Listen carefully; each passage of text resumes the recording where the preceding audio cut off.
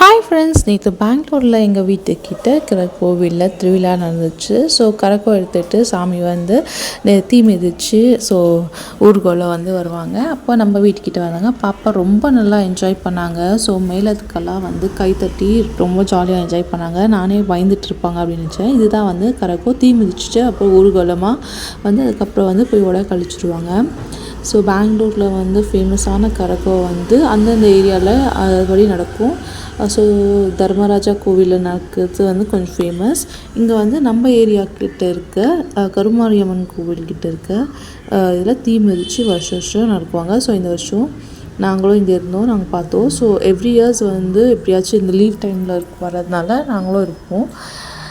So Deepavali காமிச்சு அதுக்கப்புறம் வீட்டுக்கிட்ட வந்தாங்க. ஸோ மஞ்சள் தண்ணி ஊற்றி தீபாவளி காமிச்சு ஸோ சாமியெல்லாம் நல்லபடியாக கும்பிட்டோம். பாப்பா ட்ரம் சவுண்ட்க்கெல்லாம் பயங்கரமாக என்ஜாய் பண்ணாங்க. ஸோ இதோட வீடியோ